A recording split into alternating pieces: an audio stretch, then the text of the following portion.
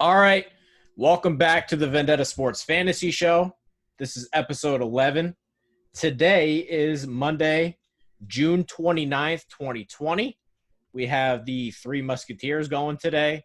Myself, Trey Daubert, Scott Logush, and Alex Chick. What's going on today, guys? Not much. Not much. Yeah, just going. We're just going. So I wanted to open up by saying I'm glad you guys talked about the schedules without me, because that is a snooze fest to me. I can't stand the schedules. We didn't have our hosts. We had to come up with our own ideas. So we were. We can't replace your brain. Yeah, that's what it was. I'm glad you did that without me, because I want no part of that. So that's a good note. Second note is I'm starting to look a little tan here, looking like a nice fresh baked cookie. Give me about 5 more days. I'll start looking like a dirty Italian like myself. So Dirty Italian, I love that. we'll get that going here soon. All right, first topic of the day. We got some news, some big news. Cam Newton, he found a home. He is the newest member of the New England Patriots. Alex, let's start with you here. What is your initial reaction to the Cam Newton news? There's a lot of skepticism. I see the hype, and I also understand. I'm a little bit more skeptic. I mean, he hasn't played well in a while. He's been injured most of the time. So Patriots fans are obviously very happy about it, but they're thinking they're getting 2015 Cam, which I don't know if they're getting 2015 Cam. That's MVP Cam. I mean, but at this rate, anyone was going to be an upgrade. Well, except for Jarrett Stidham.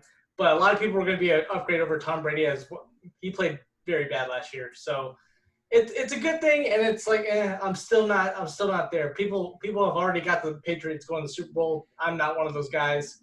So it's interesting. If it works out for him, it's a good pickup. I want to jump in real quick here, because I'm glad you didn't say any of this, but here's what I don't want from any of you guys answering this question. What I don't want is classic New England move.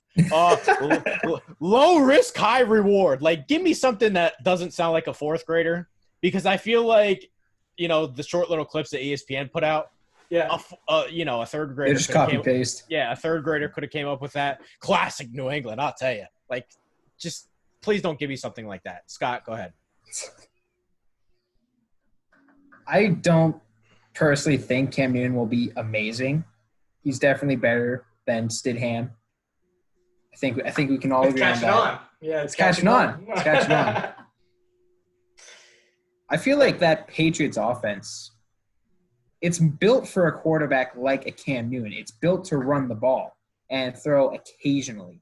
Now, they don't have the wide receivers to be great at throwing, and when Cam Newton had his MVP year, he had a pretty good wide receiver core, but they don't have that in New England. But I think they will be able to have a very solid run game. You get Cam in the read option game. And it's all very dependent on if he's healthy, because he's coming off foot surgery, shoulder surgery. He hasn't been good in the past couple years. So I don't buy that. That's scaring me from this, and it's making me think there's a chance Stidham is the week 1 starter, solely because we don't know about Cam's health. And, good old Colin Cowherd just you know what? I'm going to make a bold take. Cam Newton is going to beat out Jarrett Stidham. And think if you go the opposite way, that's more of a bold take, because everyone and their mom is saying Cam Newton is going to be the starter. In this type of offseason, Stidham's been there. He knows the offense. And I feel that if Cam isn't 100%, they're not going to start him. 3 things came to mind for me.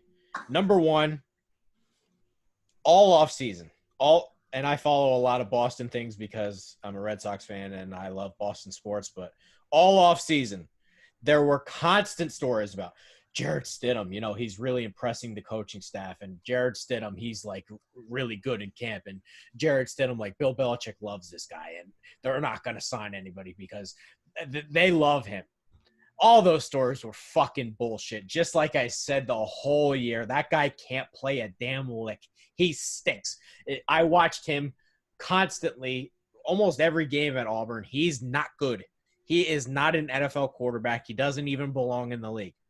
So all those Jared Stidham stories, I'm so glad they are done because the dude cannot play. Number 2, in terms of New England, I think more than anything, they adapt to their players' strength. My first thought is, could this offense look like the Tebow Broncos? And that's not a shot at Cam, but Josh McDaniels, he coached Tim Tebow in Denver. I think we could see a lot of read option, design quarterback runs, the stuff they did in Denver with Tebow. I think a lot of that stuff could be mixed in here. And I don't know. I think more than anything in terms of fantasy, if he can run the ball effectively, he's going to be a good fantasy quarterback. Number 3 is this one just feels like we have no idea. We're not doctors. We don't have the physicals. I like predicting things. I like to be, on top of shit. But with this one, it's like, I don't know if he's healthy. How am I supposed to know if he's healthy? If he's healthy, he should be good. But I don't know if he has anything left. How are we supposed to know? This one has such a wide range of outcomes. New England won 12 games last year. They could win 12 games again because there's a chance they got an upgrade at quarterback. Now, their schedule's harder, but there's also a chance they have the 5th best quarterback in the AFC East. That's not impossible. Ryan Fitzpatrick could easily be better than him. The Dolphins could have 2 better quarterbacks than New England. So I don't know what's going to happen here. How am I supposed to know? I'm not a doctor. I don't have the physicals. So do you guys have any sort of comments to what I just said? You can go ahead, Alex. I'm thinking. I don't want to pick him for fantasy because I'm just not – I have to be sold, and I'm not sold. If his running ability is going to help his fantasy value regardless, that's if he's playing. But other than that, he doesn't really have anyone else to throw to. I can say it helps Edelman's probably fantasy production, but other than that, I'm like, I'm not really sure. I'm really skeptical about the whole thing. Plus, I hate the Patriots, and now I have to hate Cam Newton because I don't like. I didn't mind. You can hate a team and not a player. No, I can hate him.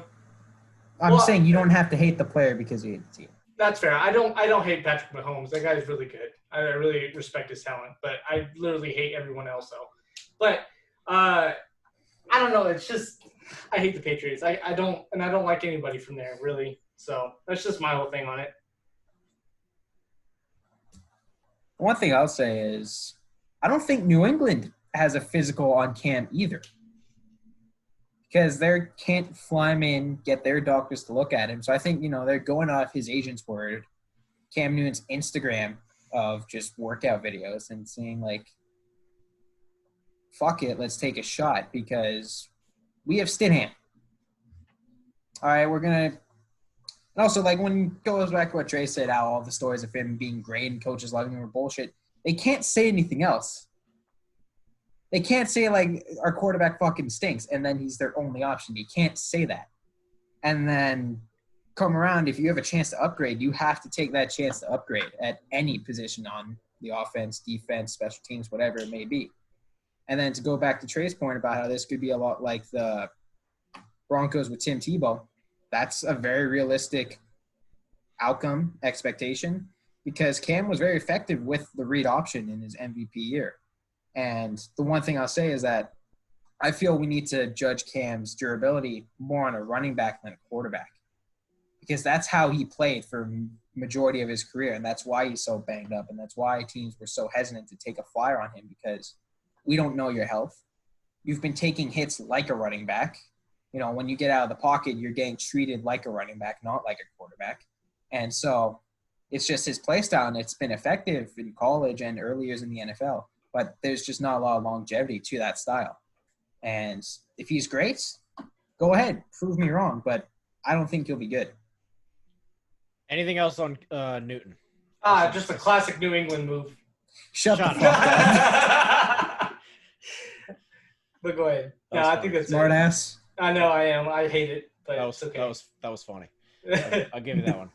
All right, Alex, you can start then. Our big segment for today is going to be talking about Matthew Berry's 100 facts piece dropped on ESPN. Now, say what you want about Matthew Berry. It's fine. I don't care. This is just facts. This is all stats driven. There's no real – there's maybe some opinions here based on, he can pick what stats he wants to use. But for the most part, it's just, cut and dry stats. So we're going to take 3 takeaways here. If you agree with them, if you disagree with them, you can take any direction you want. So, Alex, go ahead. What do you got here? You want me to do just one or you want me to do 3? Yeah, just one. Just one. Okay. We'll do 3 each, though. I'll go in numerical order then. Fact number 26. It was about Daniel Jones, and he was the 5th best fantasy quarterback from week 8. And that just shows you there's a tremendous upside to his fantasy value. I think he's going to be one of the best fantasy quarterbacks this year, probably around top 10. And another fact after that, it's a continuance, but he never had, Saquon Barkley and all of his wide receivers, his top 3 wide receivers all at the same time, plus Evan Ingram. He never got to play a whole game with them. So if they're all healthy and, they all play with him, then I really like his fantasy value. I think he's going to be a really good fantasy quarterback. Yeah, I think I wrote about this a little bit ago, but this is a classic example to me of this doesn't translate to NFL success. If I'm starting a franchise, I'm not picking Daniel Jones as one of the guys I want. However, in fantasy, I think a lot of this lines up perfectly. Giants defense is bad. He can run the ball. He had, over 200 rushing yards last year. I think his weapons are okay. His offensive line has gotten better. He has a running back he can check the ball down to. He turns the ball over some, and, it gives him right back. I think for fantasy, this is somebody I would definitely want. Now, starting a franchise with, no. But I agree. I think Daniel Jones could be a really good fantasy quarterback. Yeah, I really like his value this year. Scott, anything on Jones? More so, just I agree with what Alex is saying, and also the fact that he showed a tremendous upside towards the end of last year, and what we're hoping is that snowballs into more improvements, more production for fantasy production, and like what you said, this by no means means that I would take Daniel Jones to start a franchise with, but fantasy football isn't that. You're just taking someone solely for production. Perfect. Scott, go ahead. What's your fact number 1 you want to dive into here? Mine is going to be 14B. And that Jameis Winston was the 5th best quarterback last season with 305.4 fantasy points. What I want to go into this is take gunslingers. Take people who are going to take risks. Now, that's not saying take people who are just straight up careless with the ball. But take players who like to push the ball downfield, who may throw a few extra interceptions, because those are great for fantasy. We spent all this time talking on the show how take quarterbacks on teams where they're going to be trailing, because if they're trailing, they're going to throw more yards, more touchdowns, more production, more points for you. You'll be enjoying yourself. And look, this also adds in, if Jameis Winston was a starter, I'd like to take him. I might be inclined towards taking Big Ben because he's a risk taker. He's not afraid to throw interceptions. And when you have a quarterback who's not afraid to take the chances, you're going to get some great touchdown plays, and you're just going to have to accept the fact that interceptions are part of it. Alex, is this your chance where you get to tell me that I was right about Winston last year? He's a good fantasy quarterback, and, I was more thinking around, his translation to, as you were saying, I wouldn't take Jameis Winston as an NFL franchise QB, but as a fantasy QB, yeah, he has a lot of talent.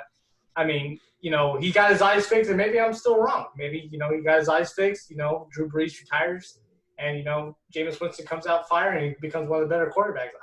The arm talent is there. I just don't think he's got the smarts for it. But I don't know. Maybe he just couldn't see. Maybe he literally, until he got his eyes fixed, he saw some colors down the field, and he's like, yeah, that's my team, and throws it. I mean, and he's still got 30 touchdowns doing that way. He got 30 interceptions, but, he's about 50-50. But he threw for over 5,000 yards and can't see. I think that's pretty good. He can't see. He just throws it. He's like, yeah, my color's down there. I think my jersey's color's down there. I'm going to throw it over there. It's incredible. All right, I'm going to jump into mine, and this is fact number one, right off the top here on Matthew Berry's list. 2019, 9 of 10 fantasy quarterbacks, I should say, 9 of the top 10 fantasy quarterbacks had at least 200 rushing yards. And this is something I've been saying for a long time. I don't want the old guys. I do not want Drew Brees. If I had to guess, I think maybe the one was Matt Ryan, but I'm not positive. That would be my guess, but I'm not really sure.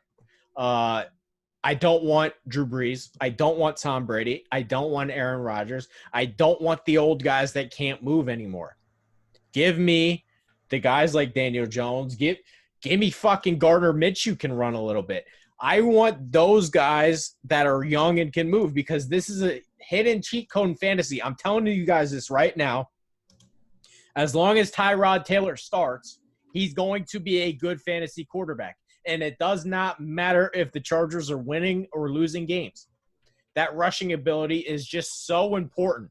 Josh Allen's going to be a great fantasy quarterback. It does not matter if he's performing well on Sundays. He's running the ball. So I think more so than anything, if there's even a doubt in your mind on who to pick, look at the rushing value because that's the guy you probably should pick. Yeah. That's solid. And yeah, the other one, actually the top 10 was Aaron Rodgers, and then Matt Ryan was 11th. So you're like right there. So it just shows you that, 9 of the top 10, they're going to have rushing yards, and everyone below that has less than 100 yards that I was looking at. So, I mean, rushing for quarterback is very important. Tyrod Taylor, I don't like the Chargers. I don't think they're going to be that good this year. I mean, that's me being biased, but Tyrod Taylor might be a good fantasy quarterback just because of his running ability. I'm a Raiders fan, and I hate the AFC West part of the show. We hit Pretty that. much. Thank you, Alex. You're welcome. Scott, anything? Take quarterbacks who can run. Like rushing yards are such an essential part of fantasy simply because they're worth more than passing yards. Rushing touchdowns are worth more than passing touchdowns in most fantasy leagues. I'm just going to say in most fantasy leagues, that's the case. And if you have a quarterback that can do, get your quarterback that can do both. If you can do that, you're golden. Okay. Scott, go ahead and chime in for your fact number 2 that you wanted to dive into. This is going to be fact 56 and 56A. They are very much related. And 56. So last season for the Houston Texans, Carlos Hyde and Duke Johnson combined for 1,480 rushing yards, 54 catches for 452 yards, and 14 total touchdowns. And if you combined those stats, you just combine that into one running back, that would have been the 5th best running back in fantasy. And what I'm getting from this is take a chance on David Johnson. If he's the bell cow, he's able to perform as well as Carlos Hyde and Duke Johnson, he will be a phenomenal running back for you in fantasy. It's worth taking a shot. And then also 56B, David Johnson is running back 18 on ESPN. You can take him in the late rounds. Go for it. Take a flyer. The upside is tremendous if he can perform as well as average running backs. Alex, any thoughts there? I was about to say, and then you kind of hit on it, but I wouldn't take him unless it was lower rounds and I needed someone to fill out my bench. So, and he might just, he's just like one of those like last running backs you take, he might end up being a steal. So it's just, I'm not sold on David Johnson. He had a couple good years of fantasy and then, his injuries after injuries, and then he just wasn't that appealing anymore. So I remember, people were putting him at number 1, number 2, number 3 a couple years ago, and then he got injured, and it's never been the same since. I totally disagree with this one. I totally disagree. I wouldn't touch David Johnson with a 10-foot pole. Like, not even close. I'd rather take somebody that has gangrene. I wouldn't touch David Johnson at all. And this fact is a little like, you're combining 2 running backs, and Duke Johnson's catching the ball a lot, and it's a stupid PPR league. So, yeah, it's going to be a little inflated. And the thing here is I don't think David Johnson can play anymore. I don't. There were, if you go back and, I'm sure you can search on Twitter some like different highlight plays. It doesn't look like he can move anymore. He looks worse than an 80-year-old grandpa that like broke his back or something. He can't move. He's done. He's totally shot. And he's hurt all the time. You name it, everybody was better in Arizona. It didn't matter what running back they played. They all look better than David Johnson. I think he's totally shot. I wouldn't draft him at all. And yes, Houston is going to want to put the ball in his hands. But to me, this is a lot like Le'Veon Bell. What does it matter if the guy sucks? Like, Le'Veon Bell's out there averaging 3 yards a carry. He wasn't good in fantasy. They used him a ton. He was terrible because he can't play anymore. David Johnson can't play anymore. I think I'd rather have Duke Johnson. So, yeah, I totally disagree with this one. I wouldn't touch David Johnson at all. And, like, the last 3 years, people are like, hey, maybe take a shot on David Johnson. How has it worked for you? Because the last how many years, it doesn't work. So I'm not going to be the idiot that says fool me once, fool me twice, fool me 3 times. I'm not going to be fool me 4 times. I'm not buying any of this. I never bought any of it. So get me away from this. I don't want it. That's fair. That's fair. Yeah. It's a good one. Go ahead, Alex. All right. My second one is Fact 43, and I picked this one because I've been on this train for a while. But Austin Eckler was the 5th best running back in fantasy from week 5.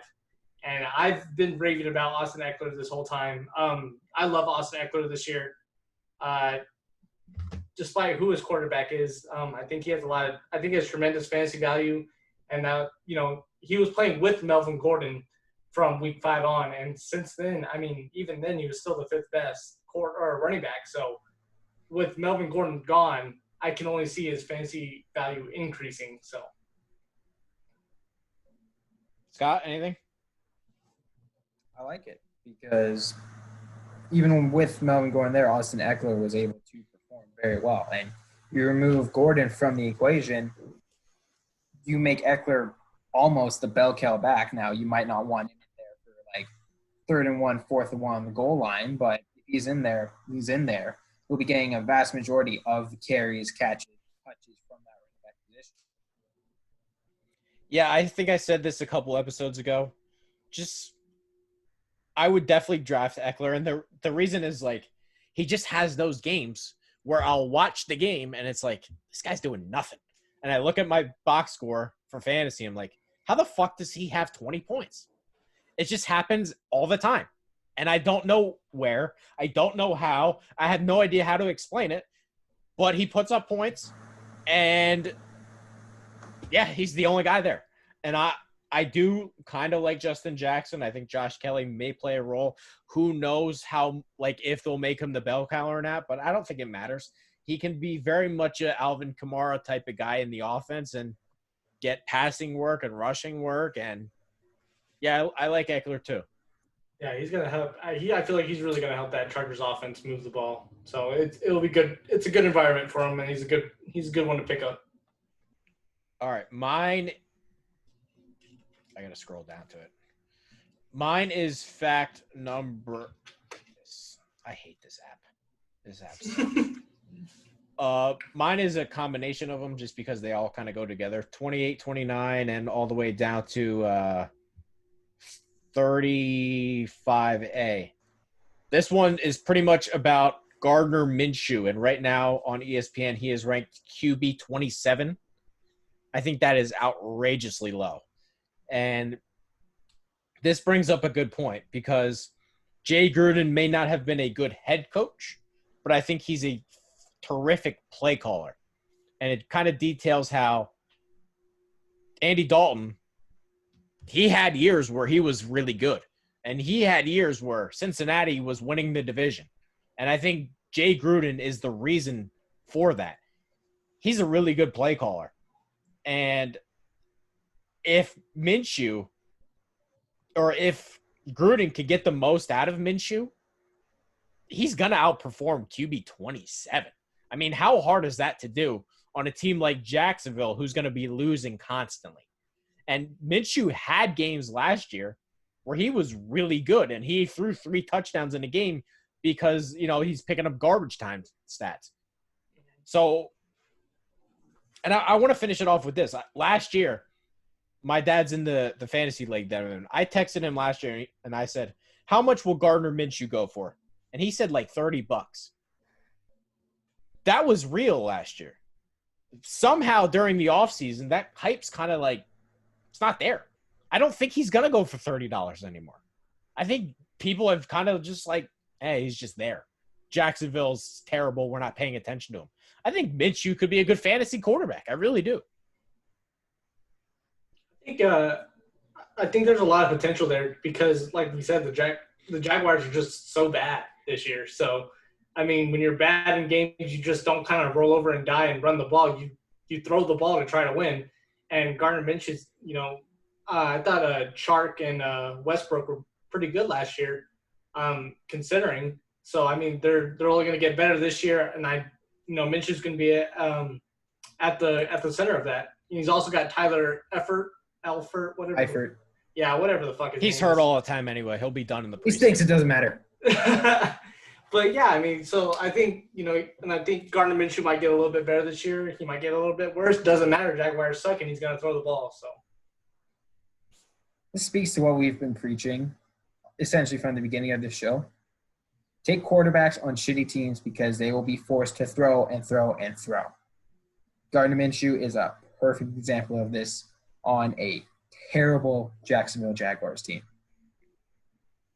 All right, and before we get to our last takeaway here, another reminder we are brought to you by VendettaSportsMedia.com. Make sure to follow us on Twitter at media_Vendetta. Some big announcements coming. So when this virus starts to clear and sports come back, we have some big things coming here.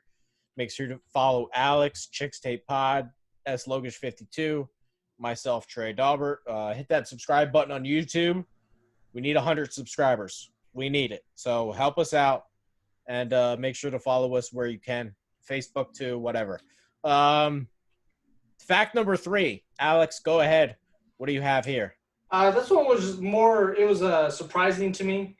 But fact number 77, Robert Woods is the 8th best fantasy wide receiver in the last 2 years. In dog shit PPR. Just specify. Yeah, so, I mean, yeah, so specified. Yeah, this is for my PPR people. But, yes, he was 5th best. I thought that was really really surprising. But then we talked about it a couple of episodes ago. Jared Goff, he's thrown 626 times. So if you're in a PPR league, that's probably why. Jared Goff just throws the ball all the fucking time. So it's kind of surprising. I'm still not sold on Robert Woods, but it's just he's the 8th best in the past 2 years in PPR leagues, which Trey hates. But still, it's still something to just keep track of. Scott? Just comments on Alex's pick. More so, do with that as you will. If a wide receiver is in a pass-heavy scheme, regardless of how dog shit the quarterback is, like this situation with Jared Goff, they're going to be productive just from the volume of times they have the chance to touch the ball and to gain yards or a touchdown in each game. Yeah, I don't know why this is the case, but I just never pick Robert Woods. I don't know. Like, he's just one of those, like, you're like, it's Robert Woods. Doesn't inspire you to pick him. Yeah, he's not like a must-have guy in my opinion. So I just feel like I have no data behind this. He's never a guy I'm jumping to draft. I don't know why. It is what it is. It just somebody else can have him. I don't feel like I get a ton of upside with him. I feel like he goes perfectly where he should go in drafts. I just don't care about this, like, at all. Yeah. Just don't give a shit. It's Robert Woods, though. No one really cares. Like, he's just there. He's literally just there. He's behind Cooper Kupp. So it's like, after Cooper Kupp, it's like, who gives a shit, you know? All right. Scott, what do you have here? Last one. So mine is like a mix. It's like all from like 61 to 64. But just to summarize, mainly 61. In 64 regular season games, when Doug Pearson has been the head coach of the Eagles, a running back has only gotten at least 20 carries 6 times. And also in 63, first 7 games of the season, you got Jordan Howard, Jeffrey, Ertz, Goddard, Aguilar, and Deshaun Jackson. Miles Sanders only touched the ball on average 11 times a game. And that's saying to me, stay away from Eagles running backs because they haven't had a bell cow back, and they haven't used the back in that way since Doug Peterson has become the head coach of that team. And they're much more inclined to do running back by committee, lean on Carson Wentz and his arm. And just, if you pick a running back from the Eagles, don't expect them to be this fancy superstar because they're just not going to get the opportunity to be. Yeah, this was actually the 4th one I had down in case somebody took my first 3. This one really surprised me, and Miles Sanders was a guy he's taken in my league, but if he wasn't, I would have been like, he may be a guy I actually really want. Shit. Then I kind of look at this and I'm like, that's actually surprising. And I knew the Eagles were a pass-happy offense. I guess I just didn't realize how they really don't.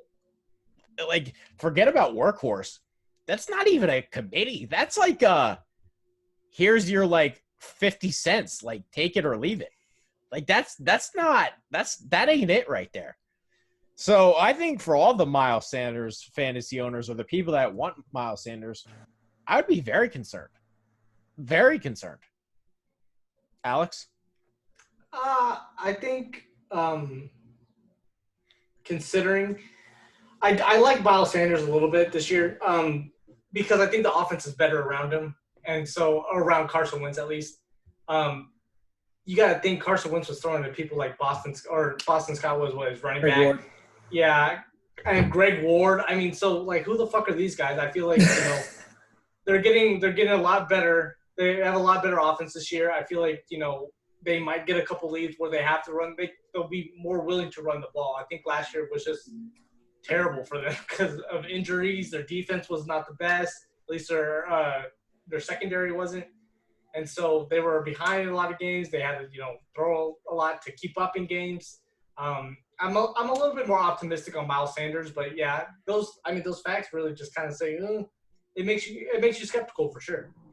You actually brought up something that I was going to close with, and that is, I actually more so than anything would take Boston Scott. I think he's real. I really do. And these fact 65 and fact 66. Week 14 on, he gets 15 touches a game. I'll take that from somebody like Boston Scott, who nobody wants. I can have him whenever I want for $1. 7th best running back in fantasy during that stretch. I think he's very real. I think he can catch the ball out of the backfield. I think he's very much what Darren Sproles was to them for many years. He's going to get his opportunities, whether it be run, pass, kick, return, whatever. They want the ball in this guy's hands, and I think he's actually really good. I mean, I didn't watch enough of Boston Scott to even have an opinion about him. I just know he was a no name, and he was playing pretty well for the Eagles. So where do you go to college? Yes. Come on. I don't know. Come on. Louisiana I can Tech. look at him. How am I supposed to know that? All I don't associate with Louisiana. Those guys over there. All right, so I'm up, right? You guys went for your third Yeah, one? you're up. Mm-hmm. Perfect. Nobody took any of mine. This one is going to be 70, 71, and 72 here about Adam Thielen. This is a player I've had no idea what to do with. Now, he's taken in my league, so I haven't had to think about it. But if I were to think about it, I still don't know what I would do because Adam Thielen owners got killed last year. He tanked your year. He was one of those guys, don't eat the cheese. He screwed you last year if you had Adam Thielen. He wasn't healthy. Kirk Cousins wasn't throwing them the ball. It was painful to watch. But this year, there's two sides of the coin here. It's a lot like the Juju Smith-Schuster situation. Maybe Thielen was better with Diggs. Maybe he now has an opportunity without Diggs that he's going to get this huge target share and perform like he never has before. We don't know how it's going to go because we've never seen it before, but we do have a small sample size of it. And these facts say targeted on 25.1% of his routes. That's good. We'll take that. His numbers in terms of efficiency are better. 22.8 fantasy points per game.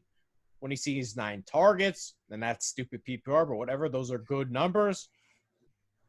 I don't have, like we talked about fantasy wildcards, this one's it to me. Even after that information, I don't have a fucking clue what to do with Adam Thielen. I think there's a wide range of outcomes this year. I like predicting things, but I don't have a clue. I have no idea. Either direction would not shock me. Yeah, I'm more on the skeptical side of Adam Thielen. It's just I'm okay on passing on him. I really am. I'm just like, because you know what, I just don't want to take that risk. I'm not really. I don't think Kirk Cousins, without 2 really good wide receivers, I don't think he'll be that good.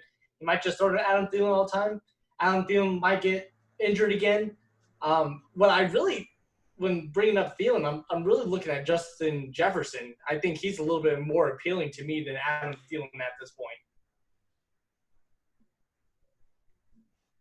This does remind me a lot like the recent Juju Smith-Schuster situation, in that this can go mainly 2 different ways, but it can branch off into multiple different ways. And it ultimately comes down to either going to perform like a number 1, or we're going to see what happens when you don't have another receiver taking away coverage from him and giving him more opportunities than he otherwise would had Stephon Diggs not been on the team last year. And it's ultimately one of those, I don't know what's going to happen, so I'm not going to test it in a draft or our auction league whenever we get that up. And you don't know what's going to happen. I don't want to screw with it. I don't want to get absolutely boned because I took him high or I put a high bid on him and he just disappoints me. Yeah, I really don't know. We'll see. I think we'll see what happens. I think that sums it up pretty well. We have 2 more topics, of course. This second to last one is, what do you project as the best defense and special teams in fantasy? This has been an important topic because the last 2 years, the Patriots defense was almost a cheat code last year. They were fucking blocking punts and scoring defensive touchdowns and they were unbelievable last year. The Patriots defense probably won you a couple weeks if you had them. The year before that, the Chicago Bears defense was unbelievable. They weren't even allowing first downs. The Bears defense 2 years ago was crazy. So when you're able to get that number 1 defense, it kind of is a game changer. We don't have defenses in my league, but it's still an important topic to talk about because most leagues play with them. So, Alex, do you have a best defense, one that maybe will sort of come into that mold like the Patriots were last year? I do, and this will make Scott very happy, but I think the Steelers are going to be one of the best defenses. I think they're going to be the best defense in the league next year as far as fantasy value. Thank you, Alex. I do. Thank you, Alex. But there's a couple things here, okay? So they were second in interceptions with 20 interceptions for the league. And then they were 54 in sacks, which was the top. So those are fantasy points right there off the bat. I think their defense is really good this year. I think it's going to be, it's going to be even a little bit better this year. They played at NFC East, which that includes the Redskins and the Giants. So I think, there's going to be a lot of turnovers there. The AFC North, I don't think the Bengals are that good. If, Scott's right and the Browns do suck again, then Steelers are going to benefit from that. And they play the AFC South, and I'm not really, concerned with the AFC South as far as how good they are. So, I really think the Steelers are the team to go. If you're going to go with the defense, I think they're the best ones there. Go ahead, Homer. Okay, you can go. No, you go, Homer. I'm kind of sharing this pick with Alex. Thank you, Alex. You're welcome. And just to add on, the Steelers led the league in takeaways last year. Led the league in sacks. And that was with very, very shitty quarterback play. And quarterback play, it's impossible for it to get any worse with Big Ben returning. I think we can agree on that. It can't be worse than Mason Rudolph and Duck Hodges. And so the Steelers will be leading more in games. They'll have more leads. They'll have bigger leads than whatever they had last year. And then that's going to allow the defense to just get after the quarterback, get sacks, get strip sacks, force the quarterback to have to make some tough throws, shitty decisions, interceptions, might be, you might see another 90-something yard pick six from Minkah Fitzpatrick. And on you, Alex. You made a good pick here. I appreciate it. So that was your pick, correct? That was actually, yes, that was my pick. Okay. I love Minkah Fitzpatrick. He was like a top 5 player on my draft board that year. TJ Watt's unbelievable. He might be the best pass rusher in football. Devin Bush was one of my guys coming out of the draft. But, I mean, let's talk about a couple things here because you guys are throwing the rose petals out here. So, losing Javon Hargrave, and, the casual NFL fan has no idea who that is, but I actually know that guy. But go ahead. Nose tackle. Very important. One of the when I first started writing about the draft, he was my big sleeper coming out of the Senior Bowl, South Carolina State. I loved that guy. He was one of my dudes, and he has turned into a total monster. He signed with Philadelphia this offseason. I think that's a huge, tremendous hole that they really haven't replaced. Daniel McCullers is what he is. I'm really worried about that loss. Cam Hayward's great, and they have some guys up front, but we're talking back from injury. We're talking about a real game-changing piece that's going to be missing from that defense. And you want to talk about, yes, they had some good takeaway numbers, but can you really repeat that? I think Joe Hayden, how many years does that guy have left? Like, it feels like he's on his last leg forever, and somehow he keeps performing well. But when's it going to end? It's got to end sometime, right? And I don't think they have Not this year. I don't think they have a ton of good corner depth. Yes, they had good takeaway numbers, but I like Fitzpatrick. But what do they got back there? Like Steven Nelson, Mike Hilton. It's just Justin Lane. Do they inspire a ton of confidence? Is that that's not Baltimore's cornerback unit? That's not Marlon Humphrey, Marcus Peters, Brandon Carr, Jimmy Smith. I love that cornerback unit. Brandon Carr sucked for the Raiders, so I don't like him. The point is, the Steelers' cornerback unit is not one that's holy shit, I want that. So I think they do have some holes. It's a good defense. I'm not saying it's, but I would be a little concerned. Nah. Probably. I don't know. It's great to have Alex on my side for this. It's hard to predict defenses, to be fair. But just looking from, sacks and interceptions, that's all I really needed to sell me on that so far. And then, of course, if I'm wrong, I'm wrong. It's hard to predict defenses, but I'm going to go with the Steelers on this one. Hey, don't sleep on Deontay Johnson's ability to return punts, all right? Oh, I was about to say, I was like, we're talking about wide receivers now? I was like, wait. But okay. Because you said defense and special teams, all right? Yeah. It wouldn't surprise me if Deontay Johnson or Ryan Switzer break off a punt return or two for a touchdown. Now you're getting a little Homer-centric there. So you said defense and special teams. Let's go to mine here. I don't even know.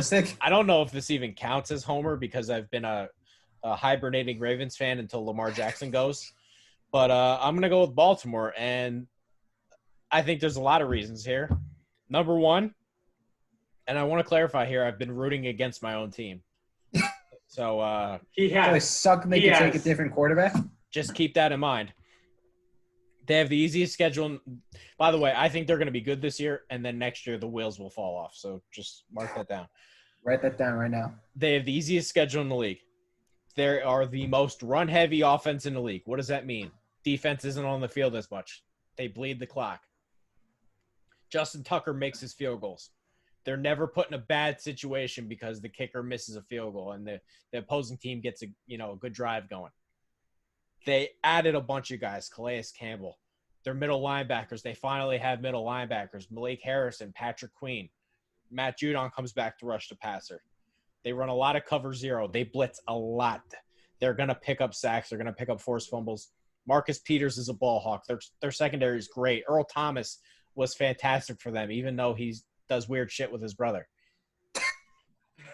Not even the craziest thing about 2020. That's the funny thing. It's just that somehow has been forgotten.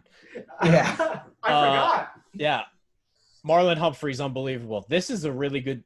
Last year, I wanted to punch Eric DeCosta in the face for not getting any middle linebackers. He's like that killed their defense, and they were a good defense, but like that was I couldn't believe they were trotting out Josh Bynes as like their number one linebacker last year. It drove me insane. OJ Fort drove me insane.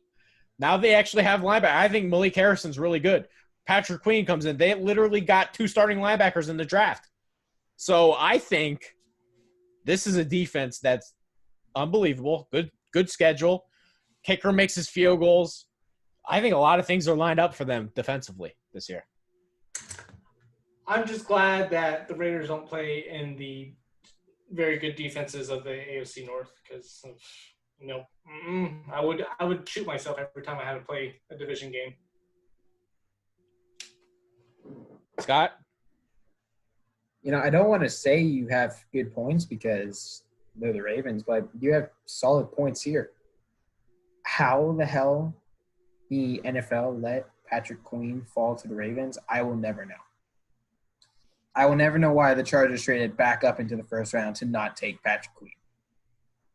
I like Kenneth Murray. I think both of them were good. I feel they could have gone Isaiah Simmons at 5 and take like fucking Jalen Hurts with their second round. No. That's it.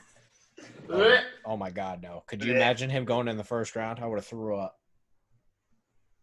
Oof. I said Isaiah Simmons and Jalen Hurts with their second round. I still would have threw up. Instead of taking Herbert. I know. Well, instead of taking Herbert at 5 or 6. Yeah, fuck them guys. Good for them. Okay, I think we're ready here. All right. Who the fuck is that guy?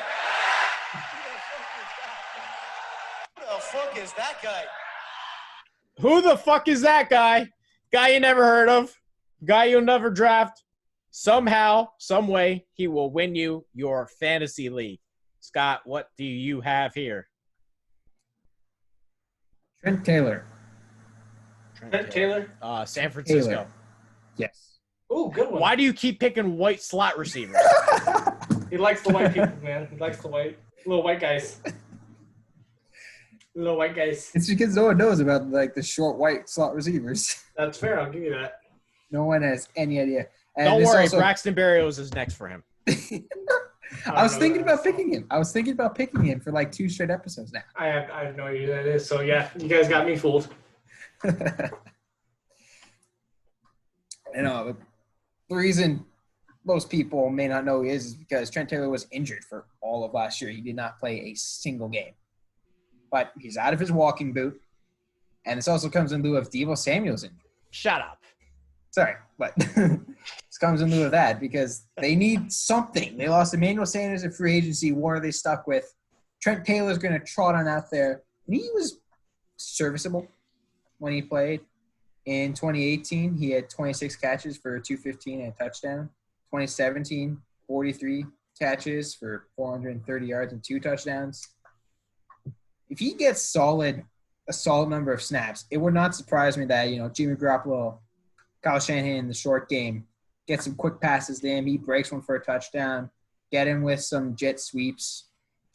They like to involve their wide receivers. Kyle Shanahan loves to mix things up, involve their wide receivers in the run game. Wouldn't surprise me. You take Trent Taylor on a slot, you send him in motion, jet sweep, touch pass, brace it for about 40 yards. Wouldn't surprise me there. I don't hate that pick. I think San Francisco doesn't have a ton of reliable targets outside of Samuel, and hope he's going to play at some point. But I didn't like Brandon Ayuk coming out of the draft. I think there's a good chance he can't play. But outside of that, Dante Pettis has done nothing. Kendrick Bourne has been just a guy. So I think that's a good pick. All right. So here we go. I think if you know more about college football, you'll know this guy because I do recognize the name and I don't watch a lick of college football. So, little Jordan Humphrey. Oh, I've heard that name. University of Texas. University of Texas. He went undrafted, and he plays for the Saints now.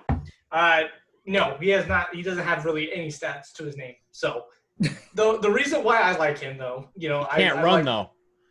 Yeah, I think he ran a 5.0. He doesn't have to run. All he has to do is be in the end zone. I like end zone targets. He's 6'4". He's 225. He's a big body. Who's to say, from the 5-yard line, even though Drew Brees were kind of sold that, he's getting old, he can't throw that far anymore. He doesn't have to throw far. He's 5 yards away from the goal line. Do a 5 spread, and then let's just say little Jordan Humphrey gets that. I mean, he in his last year in Texas, he had 86 catches, he had 1,000 yards, and 9 touchdowns. So, I mean, it's not impossible that, if Emmanuel Sanders is 33, Michael Thomas, of course, he might be triple covered this year. So, if, he might just be right there in the open going against a 5'10" corner, and he just throws a jump ball to him and he catches it for a couple touchdowns. You never know. Yeah, I actually liked him at Texas. He's just really slow. And I liked him more than the guy the Jags drafted this year, Colin Johnson. I think Colin Johnson sucks. I think Humphrey can play. He's just so slow. Like, it's painful watching him run, but he can do some things. He might be a good – how's his blocking ability? I really don't know that much about it. I mean, you can transfer him to a tight end. 6'4", 225. It's not like he's small.